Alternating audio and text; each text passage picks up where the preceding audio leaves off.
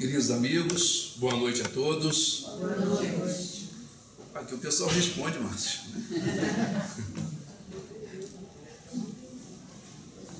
Que Deus nos abençoe, possamos ter essa tarde de confraternização, de trocas, que os bons espíritos que morejam nesta casa.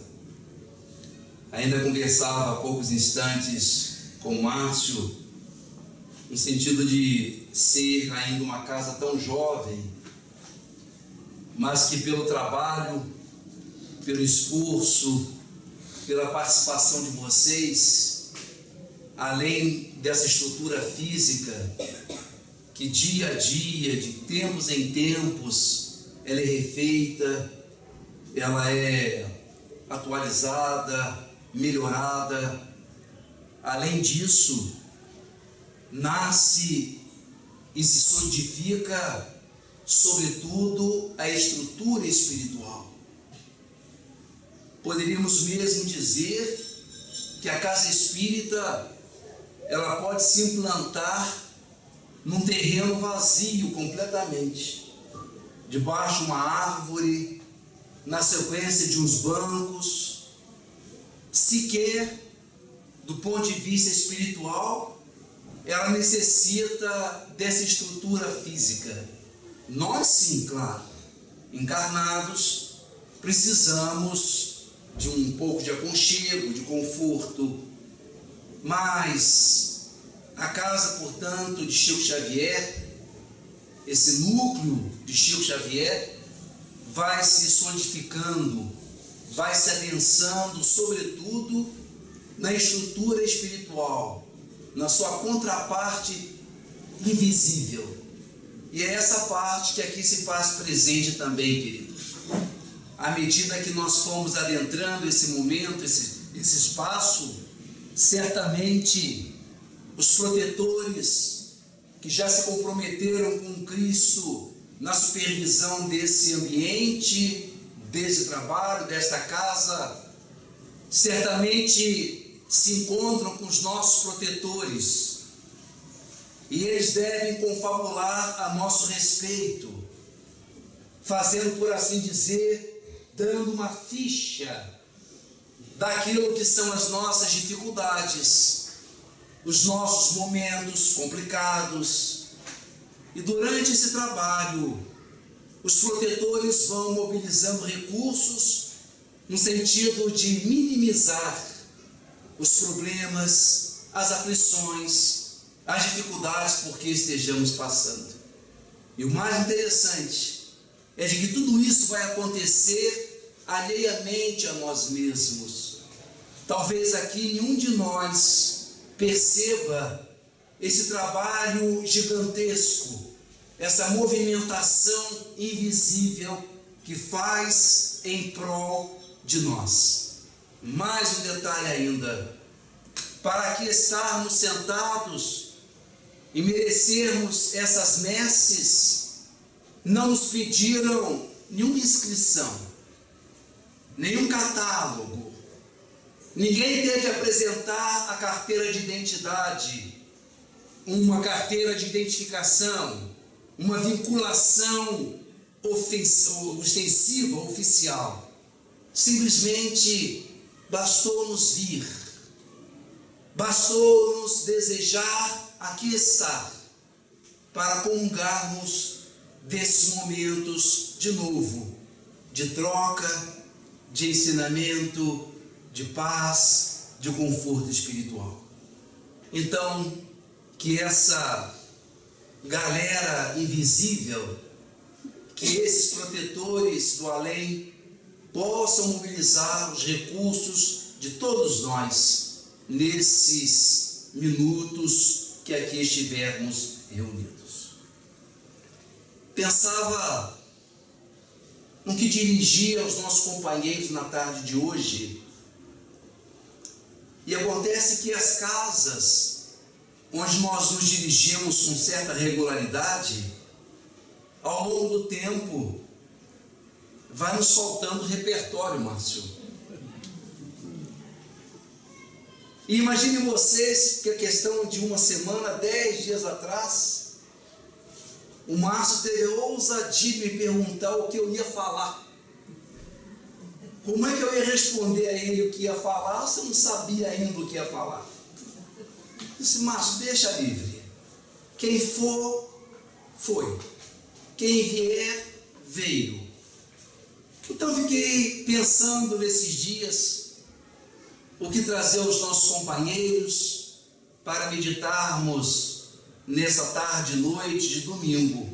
E me ocorreu, nada exatamente surpreendente, mas o fato de que ao longo desse ano de 2018, nós espíritas temos nos lembrado com mais foco, com mais carinho, do quinto livro que compõe o chamado Pentateuco Kardeciano.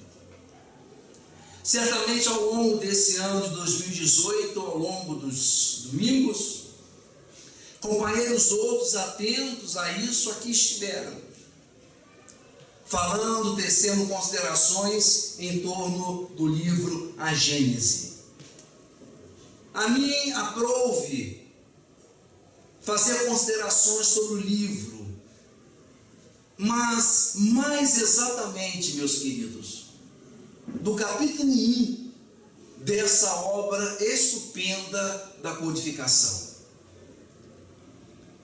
Esse capítulo passamos a conhecê-lo há algum tempo e ficamos impressionados com a profundidade, com a importância dele em toda a estrutura do pensamento kardeciano, em toda a estrutura da doutrina espírita, por assim dizer.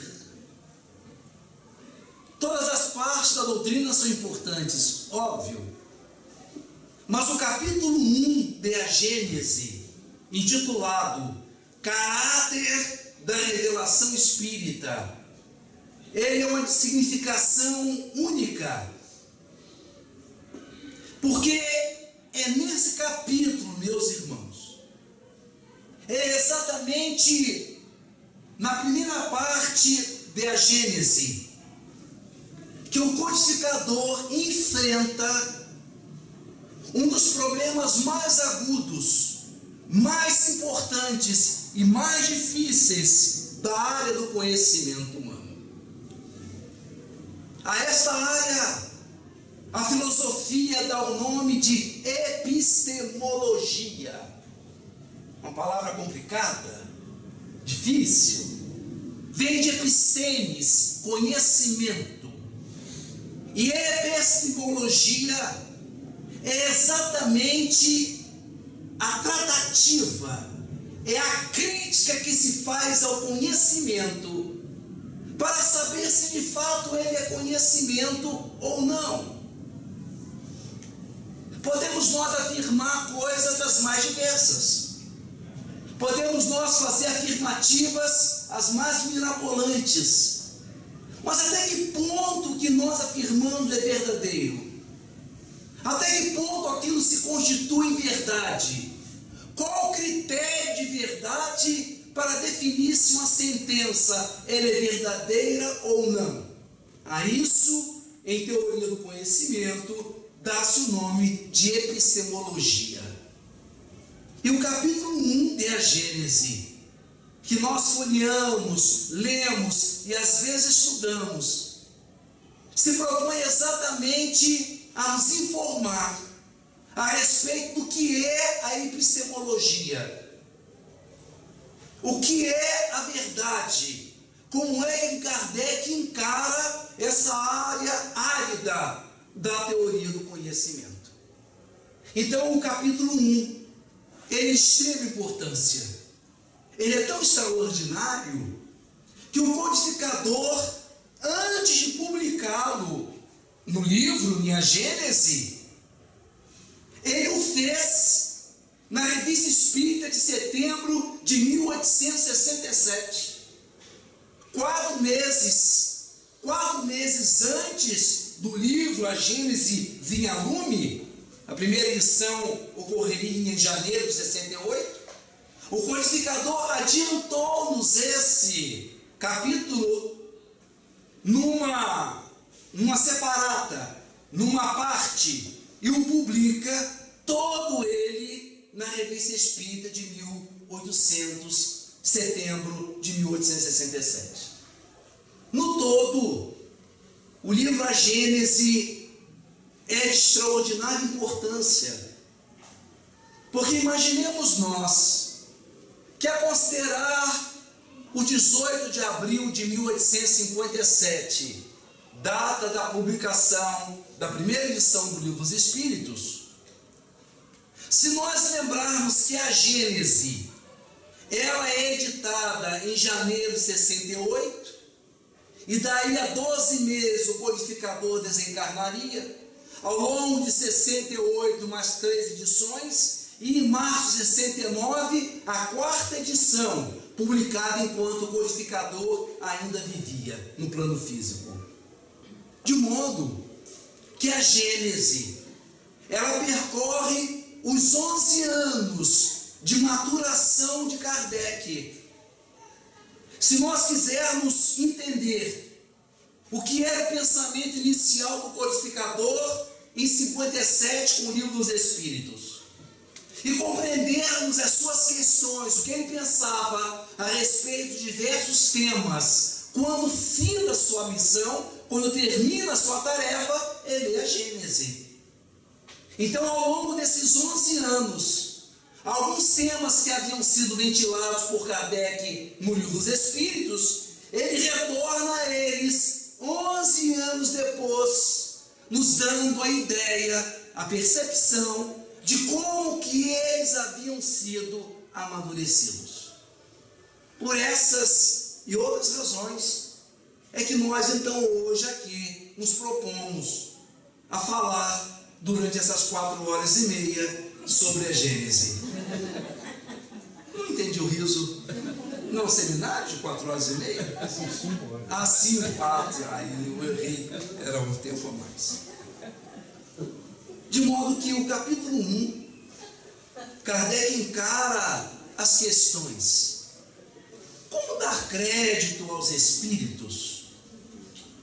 Como cientificar-nos de que eles estão falando a verdade, de que eles expressam as verdades últimas da vida, se tratam de seres de relativa evolução? Se a rigor não são seres que sabem de tudo, e isso nós ainda não aprendemos. Nós espíritas, por mais que sejamos avisados pelo Mestre de que não podemos crer em tudo que diz os espíritos, nós manhosamente nós continuamos às vezes a dar mais crédito ao que uma entidade diz, tendo ela uma evolução relativa, do que às vezes uma criatura encarnada que tem longos anos de estudos em determinada área. Então, se os espíritos não são senhores da verdade, se em tese eles expressam às vezes opiniões pessoais que refletem o seu amadurecimento momentâneo e relativo, como é que nós podemos dar a eles o crédito de veracidade? É nesse capítulo que Allan Kardec vai fazer também a abordagem do papel do espiritismo no cristianismo, ou a maneira como nós espíritas podemos e devemos encarar o cristianismo. Ele vai desenhar o seu método, como é que ele compôs, como ele construiu, como ele constituiu a metodologia do conhecimento espírita.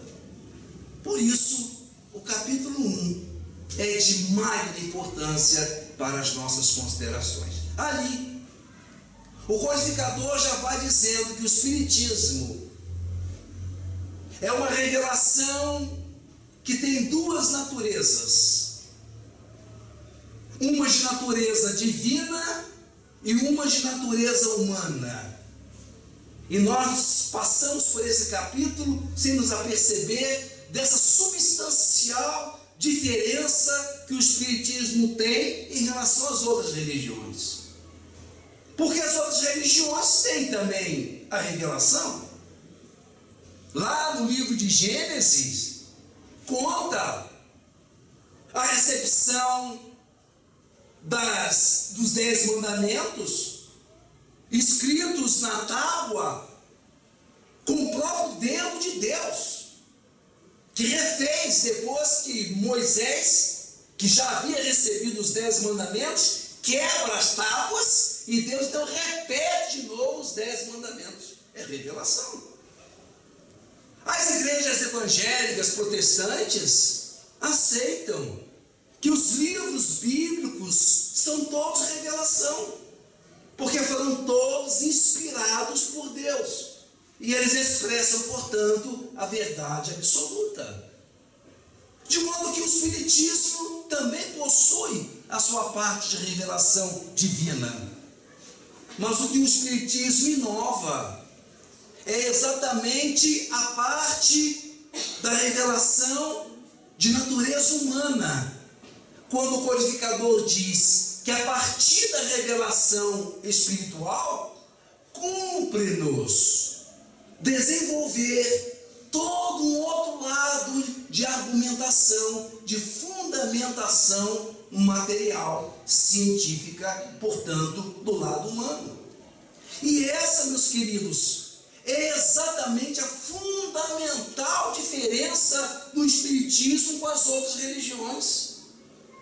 Enquanto que as outras, o caráter revelativo ele é absoluto, o Espírito, o gênio, a entidade diz alguma coisa e nada se questiona.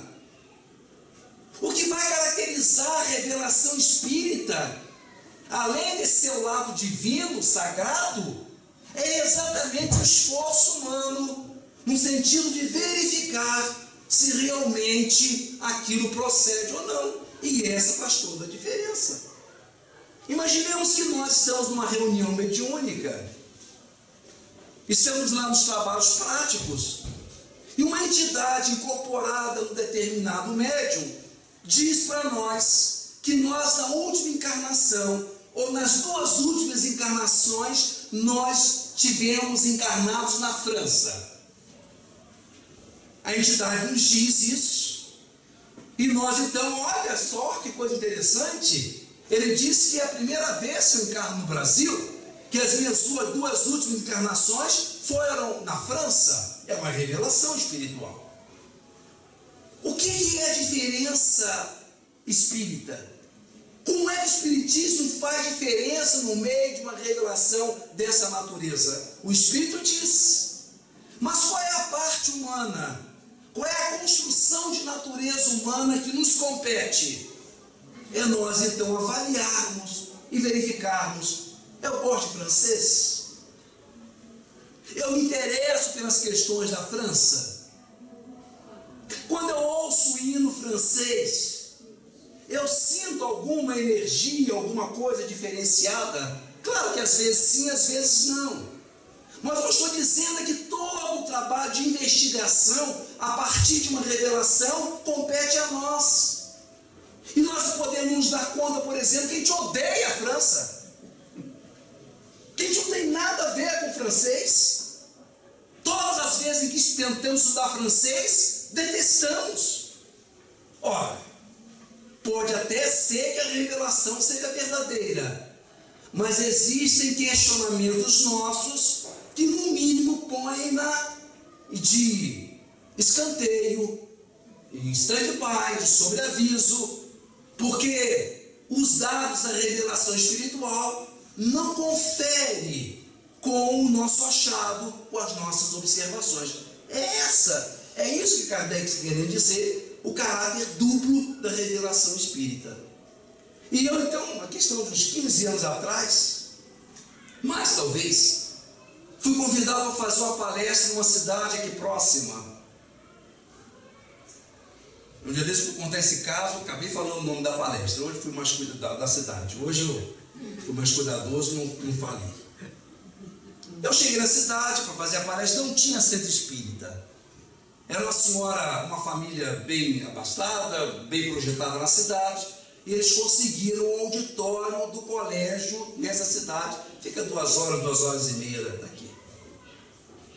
E quando cheguei na rodoviária, um carro me levou à casa dessa família que havia organizado a palestra, e lá então puseram a mesa de lanche, já era mais ou menos próximo da palestra, e ali naquela conversa de entrosamento, a gente chega, não conhece ninguém. Então a senhora me perguntou de chofre. Eu lanchando, ela me pergunta: Eduardo, você é médium? Eu sei, meus irmãos, que no nosso ambiente espírita, a gente pode até falar direitinho, mas se a gente não é médium, não vale nada. Então eu pensei comigo, disse: sabe uma coisa, eu não vou falar que não sou não. Eu disse: olha, médium, eu não sou, mas eu tenho intuição, que é a maneira da gente sair, né? A gente não diz nem que é, nem que não é, diz que tem intuição, fica uma coisa assim meio embrulhada, que é intuição, inspiração, e a pessoa vai e entende que alguma coisa, tem alguma coisa a ver. Assim serve. Na base da intuição, Eduardo, o que é que você acha? Qual foi a minha encarnação na época de Jesus? Meus queridos, eu estava comendo um bolo de fubá, era bem seco. Aí eu botei aquele bolo na boca e fiquei molhando com a saliva. Pensei exatamente assim: meu Deus do céu, como é que eu saí dessa? O que eu fui? Só fazer na base da intuição. Aí eu mastiguei o bolo, virei e disse: olha, isso é o que acontece? Eu acho que as entidades devem estar guardando tudo para logo mais. Porque olha, não tem nada na minha cabeça. Assim não tem problema não, porque eu já sei. Imagina se eu falasse. Você sabe, Eduardo, essas coisas para a gente saber, essas coisas interessantes, essa parte interessante, espiritismo não serve não. Espiritismo é bom para a gente estudar, para a gente fazer caridade, para a gente fazer reforma íntima, mas as coisas interessantes, centro espírita não é bom não. Então eu fui a um outro local, e eis que eu já tinha a ideia de quem eu tinha sido. Quando eu cheguei na porta daquele terreiro, o Babalorixá, da porta, eu estava na porta ainda, ele lá incorporado me chamou pelo nome que eu tinha tido na época de Jesus. Eu fiquei: meu Deus do céu, quem será? E ele então me disse: e aí então, se você, Eduardo? Eu na porta, ele me chamou: Maria Madalena, venha! Ela se dizia, meus queridos, em função de uma revelação espírita, de uma revelação mediúnica, ela estava dizendo e crente que ela tinha sido Maria Madalena. O marido, que não era espírita, estava virando, me lembro como se fosse hoje, ele virava uma caixinha de fósforo na mesa, ficava mexendo naquela caixinha de fósforo para lá e para cá, virando, e olhando para mim, olhando para ela, olhando para mim, olhando para ela, assim como queria dizer: eu quero ver como é que ele vai sair disso. E eu assim, pasmo, botei mais um pedaço de bolo de fubá na boca, e fui pensando, olha que coisa interessante. Ele virou-se para mim e disse: Eduardo, rapaz, eu não entendo esse negócio de espiritismo. E olha que eu, sem ser espírita, eu já li o livro dos Espíritos 3 vezes, meu filho. E lá, em mais de uma situação, mais de um local, Allan Kardec diz que o espírito não retrograda. Olha o exemplo aí contrariando Kardec, meu amigo. Maria Madalena, Eduardo, que na época de Jesus já foi aquela pessoa, aquela criatura, deu nessa aí que gasta o dinheiro todo em Miami, todo janeiro. E eu botei um pedaço de bolo, de fubá na boca.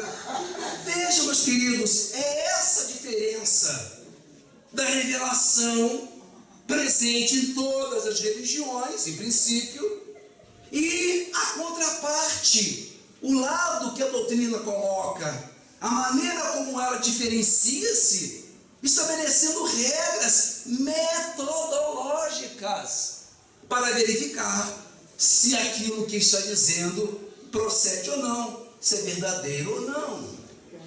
Então é no capítulo 1 que Allan Kardec vai nos expor a sua base metodológica, universalidade e concordância.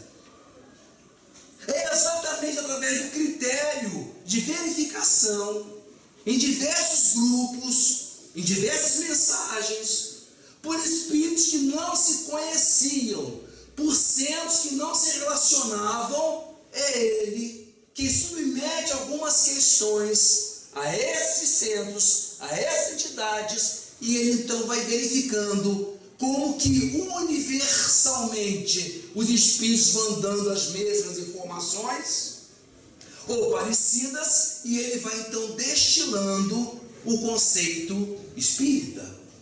Um aspecto interessante disso é que alguns de nós talvez não saibam, mas Allan Kardec, em princípio, não aceitava a reencarnação. Quando as entidades trazem para ele a ideia das vidas sucessivas, ele talvez por ter uma conformação católica ou por algum outro motivo, ele rebate essa tese constantemente. Kardec de pronto ele não se afeiçoa à ideia da reencarnação. É só depois, diz ele, de várias evidências, e por evidência aí a gente entende uma quantidade fabulosa de mensagens que saem em torno de 50, é que ele então começa a modificar o seu entendimento a respeito da reencarnação. A isso dá-se o nome de universalidade e concordância, ou generalidade e concordância. É quando uma questão é levada a várias entidades, vários espíritos, e eles simplesmente se colocam aprovando ou desaprovando, e como é o codificador organizar esses princípios. O que é então a doutrina com relação aos conceitos religiosos? Se nós considerarmos imortalidade, não foi a doutrina espírita quem criou o conceito de imortalidade. O conceito de imortalidade já existia no hinduísmo há 5.000 anos, já existia no catolicismo há quase 12.000 anos, ou pelo menos na época de Kardec há quase 1.800 anos, de modo que a ideia de que ao morrer sobrevive a partir de nós uma estrutura invisível que vai ou para o céu, para o inferno, para o purgatório, ou que espera ser ressuscitado por Jesus, segundo uma visão mais protestante, a rigor, todas as religiões creem na imortalidade da alma. Todas elas admitem que as nossas atitudes do lado de cá representam a nossa condição do lado de lá. A rigor, não há aí nenhuma novidade. A doutrina não cria esse postulado da imortalidade, já existia no mundo. O mesmo podemos dizer a respeito de Deus. Não é a doutrina que traz o conhecimento de Deus. As religiões, salvo a exceção, talvez o budismo, que não imagina um Deus, um ser transcendente, pessoal e transcendente, acredita num outro conceito de Deus. Mas fora talvez o budismo, tanto quanto eu saiba, todas as outras religiões têm um conceito de um Deus pessoal e transcendente, um ser que está além das criaturas, de modo que não é um credo espírita propriamente dito. Todos nós nos afinizamos com aquelas criaturas que creem em Deus. A própria reencarnação, ainda que com algumas modificações, ainda que com alguns aspectos diferentes, o hinduísmo é reencarnacionista, o budismo é reencarnacionista. Já existiam antes milhares de anos antes da doutrina, os conceitos de Deus, de imortalidade, de reencarnação e até mediunidade. Porque a interferência do mundo espiritual no mundo físico está no mundo desde que o mundo é mundo. Qual é a novidade espírita? Por que é que o Espiritismo, nesse capítulo, Kardec diz ser a terceira revelação? O que justifica, pergunta ele, pergunta o próprio codificador, o que justifica a vinda do Consolador prometido? Por que é que no meio de todas essas ideias já presentes no mundo, o que o Espiritismo tem que as outras não têm? O que justifica a doutrina espírita? E o que nós depreendemos então é de que a grande invenção, o grande pulo do gato, e daí a doutrina ser uma proposta realmente nova e inovadora, é que o codificador, embora não tenha inventado essas realidades espirituais, porque de novo já existiam, o que o codificador faz com a ajuda dos bons espíritos é exatamente, irmãos, criar uma metodologia para encarar o mundo espiritual. O que a doutrina espírita faz é criar um método de investigação científico para abordar as realidades extrafísicas. E isso é monumental. No século XIX, em que uma ideia para se impor no meio positivista, cientificista, experimentalista, precisava a doutrina trazer essa metodologia, respeitar essa metodologia. E foi isso que o codificador desenvolveu. E por isso a doutrina é diferente das demais. Porque ela cria uma metodologia, ela estabelece critérios para que essas comunicações cheguem e possam ser avaliadas se verdadeiras ou falsas.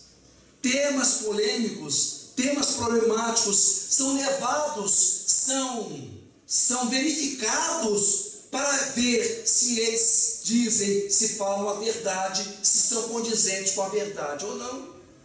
Então a doutrina espírita inova na medida em que ela traz uma metodologia toda própria, num meio nihilista, materialista, positivista. Ela cria uma metodologia, respeita a metodologia científica e aplica na realidade espiritual.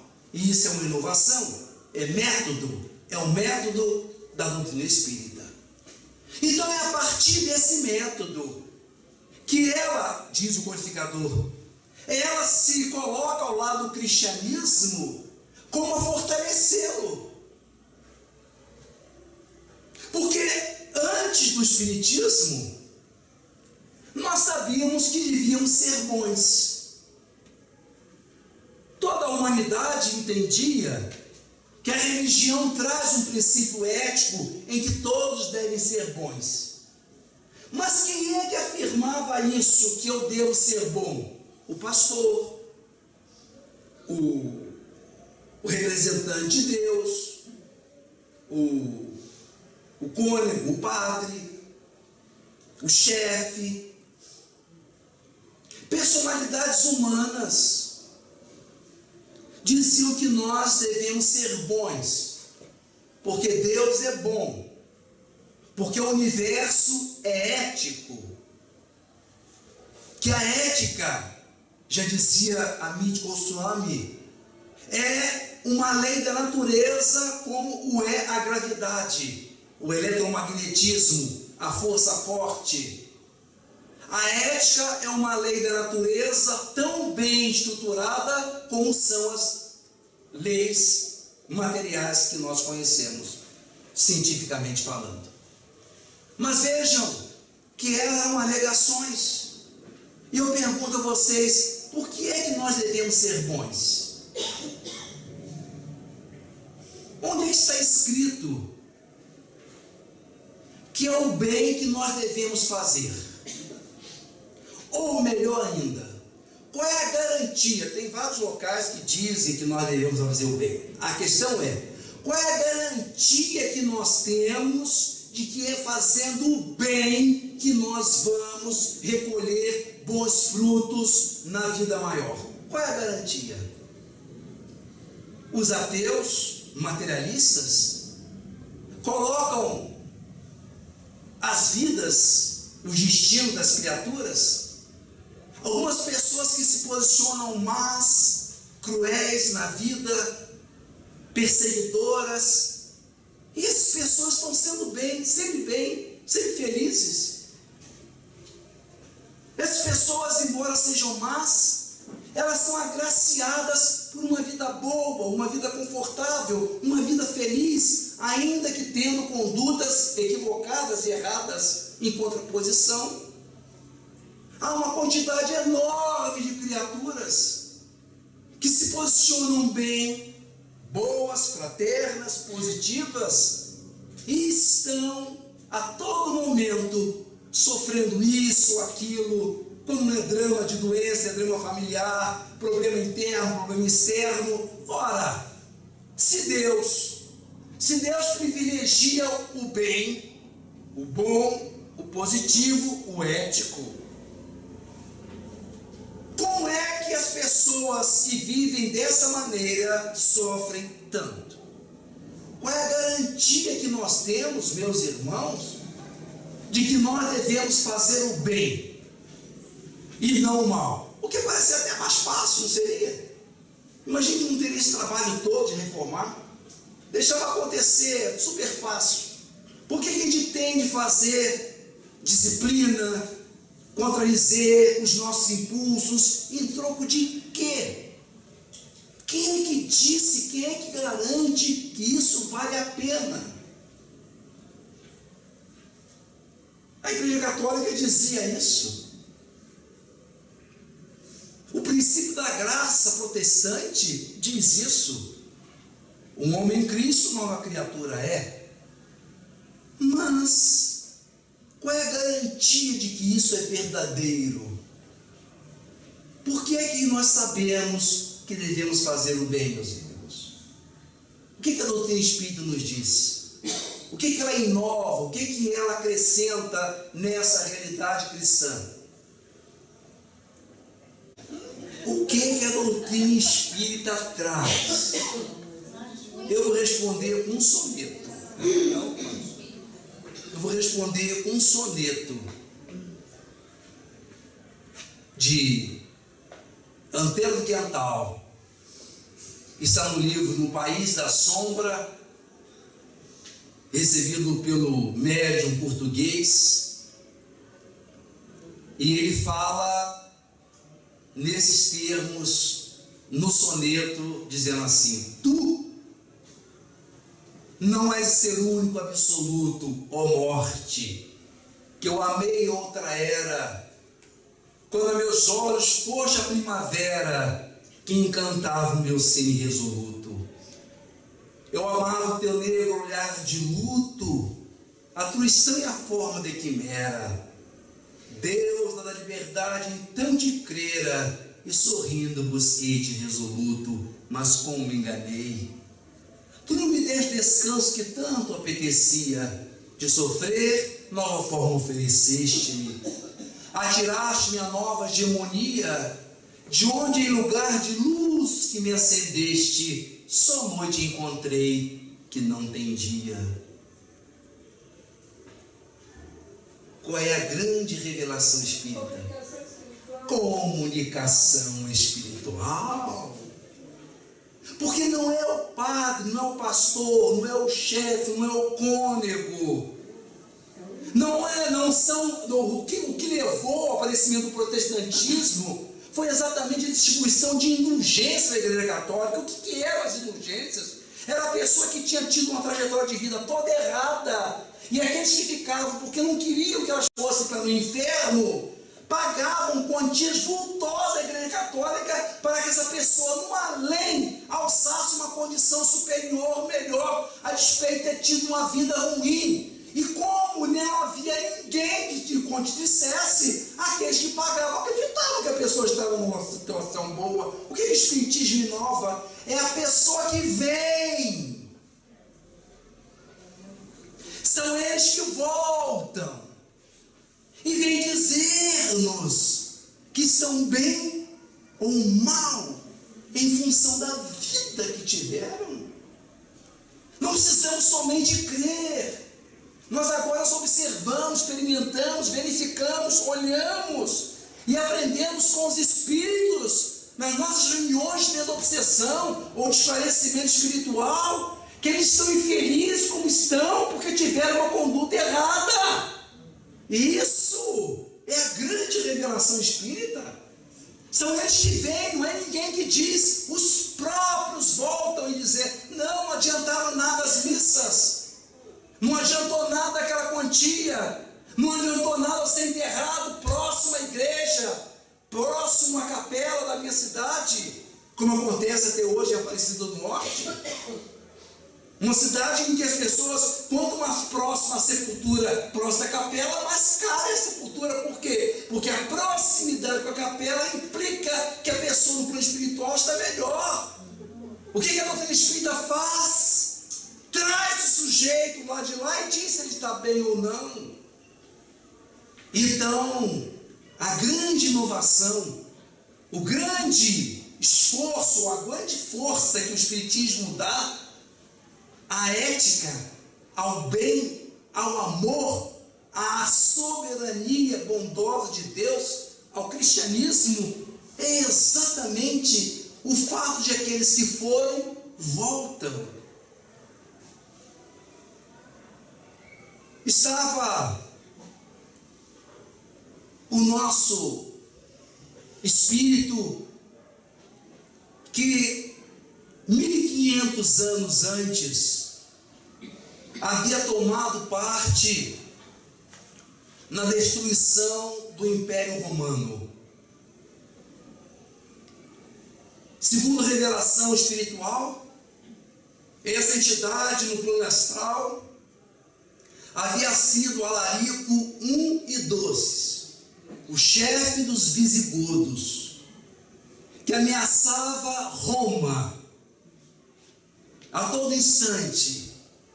O império já enfraquecido, as resistências romanas já diminuídas, e Alarico, que havia sido general romano, e quando estava próximo a assumir uma posição de comando, ele é preterido, e por essa condição de comando é conduzido um outro sujeito, um rival dele.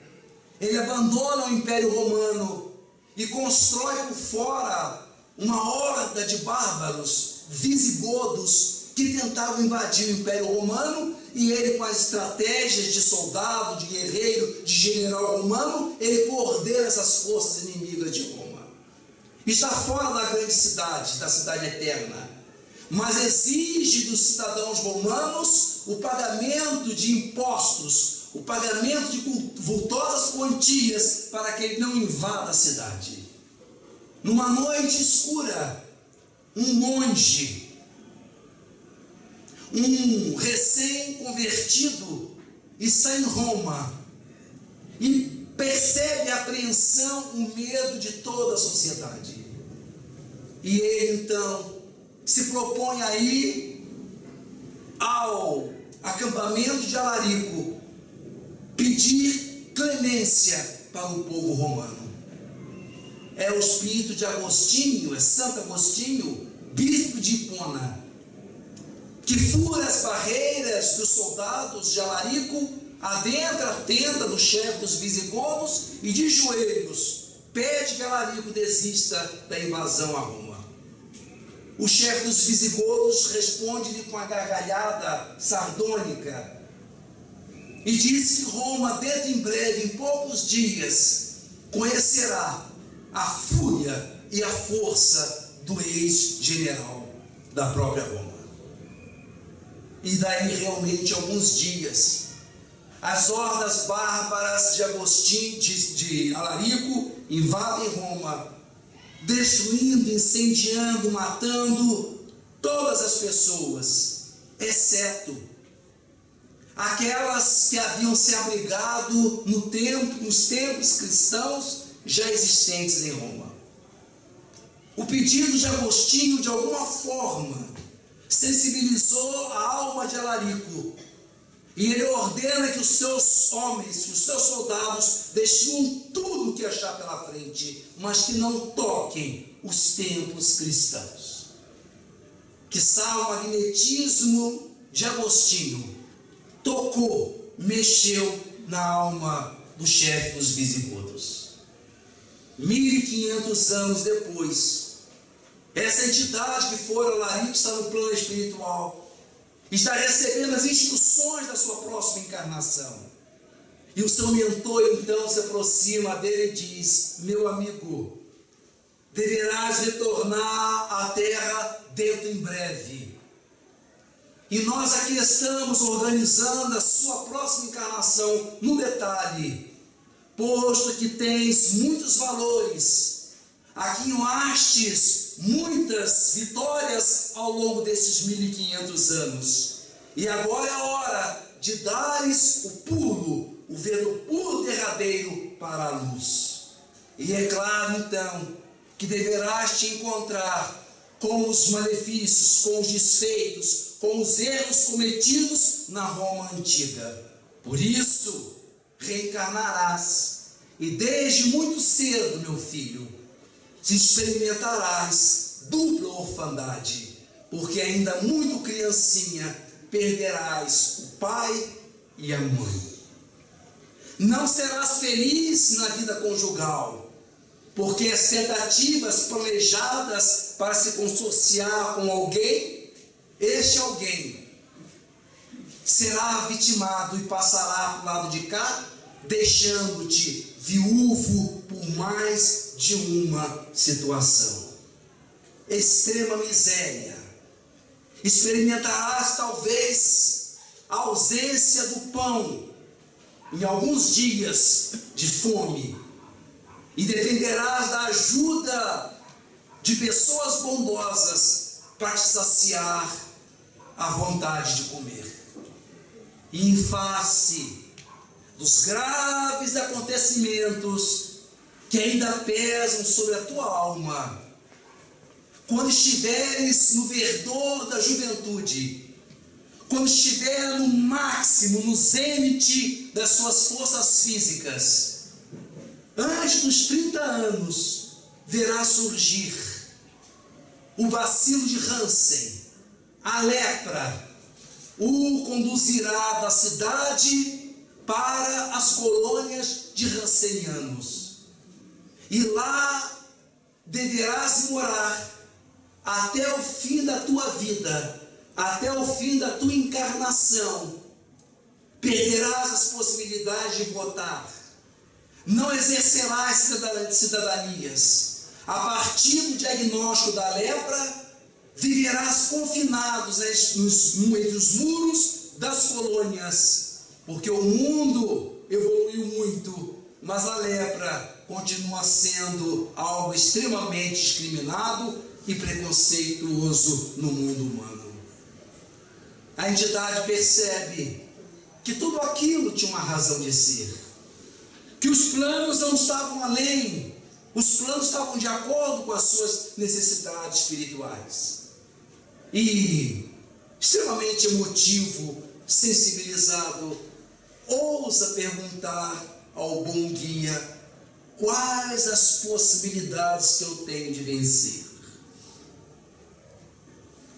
Diante de tanta provação, qual é a garantia? Como posso eu sair dessa vida com êxito? O que eu terei em meu favor? E a entidade bondosa diz: em face da tua precaução, no ano de 402, quando invadiste Roma, mas poupastes os tempos cristãos a pedido de uma entidade bondosa, essa entidade, meu filho, desde então, dos altos planos em que se encontra, te dirige constantemente vibrações de socorro e de paz. E sabendo que esta sua última encarnação será de grande libertação e de grande dor, pediu a Cristo que seja o seu próprio mentor espiritual. Então terás Agostinho como teu protetor a conduzi-lo pelos caminhos do mundo. Além disso, receberás a graça de reencarnar no Brasil e ali conhecerás o Espiritismo. O Espiritismo, uma vez aceito no teu coração, será o seu grande fanal, a sua grande esperança de uma vida melhor. E é assim, então, meus queridos, que nasce em Borebi, no dia 2 de julho, se não me falha a memória, de 1912, Jesus Gonçalves. Jesus Gonçalves tem uma vida comum, pobre, miserável. E a reencarnação, os planos vão se realizando na medida em que ele perde a mãe, o pai, e do alto dos seus 28 anos, percebendo que colocando a mão em determinadas áreas do seu corpo não sentia nada, não tinha nenhuma ressonância de dor, ao ir a um consultório, é diagnosticado como portador de hanseníase. Ainda é conduzido para uma colônia de hansenianos e desde então passa a viver ali, enclausurado. Ali conhece o Espiritismo. Depois de um longo período de ateísmo, de materialismo, ele, por fim, se move e se torna espírita. E conhecendo o Espiritismo, começa a se corresponder com Chico Xavier, que ainda nessa época morava em Pedro Leopoldo. As cartas saem das colônias de Aimorés, no interior de São Paulo, para Pedro Leopoldo, em Minas Gerais. As cartas do médium para as cartas do hanseniano, e os dois desenvolvem uma amizade muito bonita. Jesus Gonçalves, na doença dele, se concentrou no nariz e na coxa esquerda. Foi ali que o bacilo de Hansen criou um tropismo, uma aproximação, uma atração maior, de modo que a bactéria ia ao longo do tempo consumindo, desgastando toda a cartilagem nasal, assim como os músculos da coxa esquerda. Mas Jesus já estava tão desenvolvido, tão enriquecido espiritualmente falando, que às vezes tirava fotografias e percebia que o nariz estava mais desgastado, mais consumido pela lepra. E mandava as fotos para o Chico e ainda fazia gracejo com a fotografia, dizendo: olha, Chico, se você estranhar alguma coisa, não se importe, sou eu mesmo, Jesus Gonçalves. Se referindo ao esfacelamento do nariz. Combinaram os dois que quem morresse antes iria comunicar ao outro. Os dois médiuns, Jesus acertou com Chico e Chico com Jesus, que quem partisse desse mundo para a parte espiritual primeiro, viria avisar, viria comentar, falar. E é assim então, que em março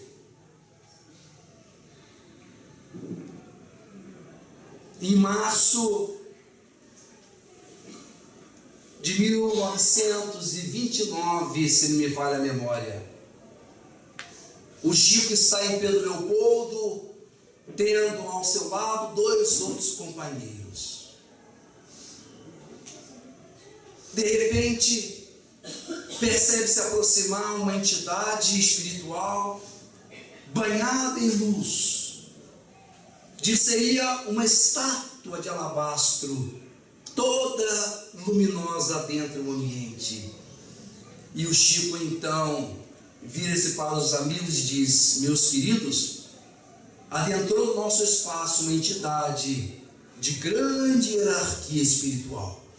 É tanta luminosidade que eu próprio consigo encará-la. Não sei de quem se trata. Foi quando então o médium de Pedro Leopoldo fecha os olhos, ora, e por telepatia pergunta à entidade: quem é? Quem chegou? Qual a identificação dessa entidade? E ele então se movimenta num sorriso largo, explosivo, e diz: ô Chico, então não me conhece, Chico? Eu sou Jesus Gonçalves. Eu não disse, eu morri. E vim te avisar, Chico, que eu morri. O médium tomba em lágrimas calorosas e sentidas, porque embora a entidade realmente fosse toda luminosidade, era exatamente na região do nariz e da perna esquerda que saíam os mais poderosos focos de luz, mostrando que foi exatamente na região do corpo que ele mais sofreu, foi onde ele recebeu as maiores graças da luminosidade de Deus. Chico se emociona e começa a chorar, emocionado por se verificar ali que às vezes os males do mundo são grandes gemas, repercussões no mundo espiritual. Mas a entidade diz: não, Chico, não chore, Chico, não chore, meu amigo, se equilibra, porque eu preciso escrever por você. Eu quero que você escreva, Chico, por favor, pega o lápis, eu quero mandar um recado para minha gente, anota aí, por favor, Chico, escreve assim: irmãos, cheguei contente ao novo dia, e ainda em pleno sono de estrangeiro, jubilou, saltei do meu veleiro, no porto da verdade e da harmonia. Bem dizei com Jesus a dor sombria, na romagem de pranto e cativeiro, nele achareis o doce companheiro, para as rudes tormentas da agonia. Não desejeis achar que depura, nossas horas de amarga desventura, são dádivas da lei que nos governa. As escuras feridas torturantes são adornos nas vestes deslumbrantes que envergamos ao sol da vida eterna. Alarico, o leproso, Jesus, o rei. Muita paz.